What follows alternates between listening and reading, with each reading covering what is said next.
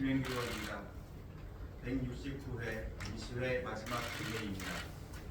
의장님을 비롯한 의원 여러분, 그리고 업무 보고를 위해 고생하신 시장님을 비롯한 공직자 여러분께 깊은 감사의 말씀을 전합니다.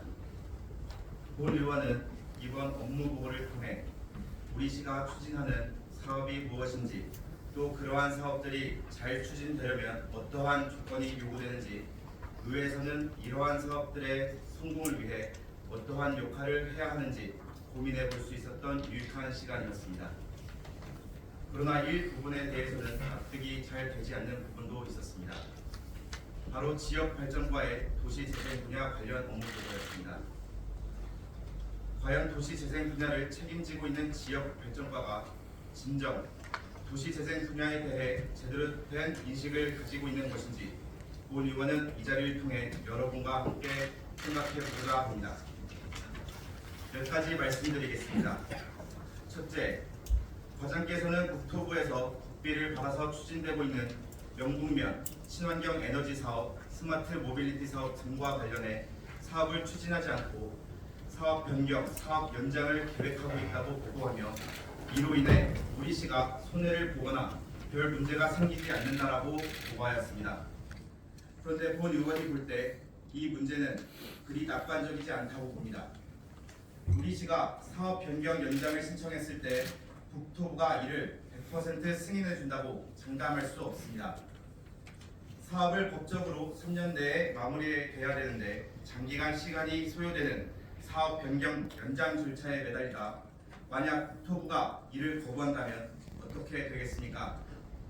실제로 서울특별시, 인천광역시, 세종특별자치시는 2022년 사업 실적을 평가한 결과 실집행률 미흡으로 저조한 평가를 받아 예산을 배분받지 못하는 페널티를 받았습니다. 우리 시는 이 같은 결과를 피해갈 수 있습니까?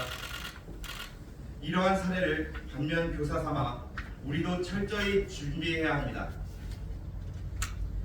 공모 사업을 기한 내에 완료하지 못한 시로 낙인 찍힌다면 국토부로부터 사업 예산을 환수당하고 향후 신규 공모 사업에 지원조차 할 수 없는 처지가 될 것입니다. 즉 우리 시의 도시재생 사업이 사실상 사망 선고를 받을 수 있는 절체절명의 상황이 될 수도 있습니다. 이런 상황임에도 마냥 사업 변경, 연장 신청 승인만을 바라보며 이 사안을 낙관적으로 바라볼 수 없습니다. 진정 과연 이런 상황이 별 문제가 생기지 않는 그런 상황입니까?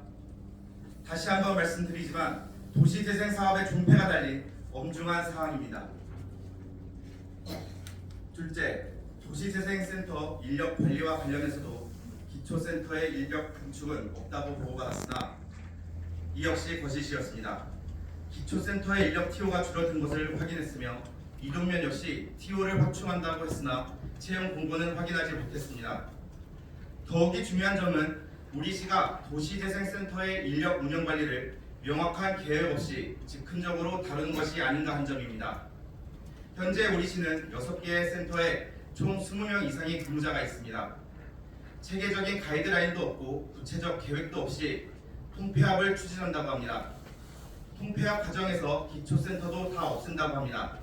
이게 과연 가능한 일인지, 기초센터가 없는 공백을 잘 메꿀 방안이 있는지 의문입니다.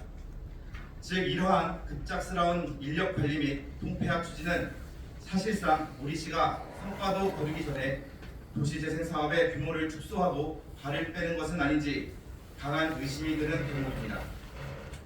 위와 같은 사례처럼 이번 지역 발전과의 업무 보고를 받으며 과연 우리 시가 도시재생 사업을 제대로 추진할 수 있는 전문성이 담보되어 있는지 본 의원은 매우 우려스럽습니다. 이 문제에 대해서는 여기 계신 여러분 역시 함께 고민해 보셔야 할 사안이라고 생각됩니다. 우리 모두 도시재생 사업의 원활한 추진을 위해 보다 다각적 방안을 모색해야 할 필요가 있다고 봅니다. 아울러 향후 업무 보고에 있어서는 집행부 공무원 여러분께서는 사전에 객관적인 사실을 잘 검토하시어 의회에 보다 정확한 보고를 해 주실 것을 당부드리며 이상 발언을 마치겠습니다. 감사합니다. 네, 수고하셨습니다.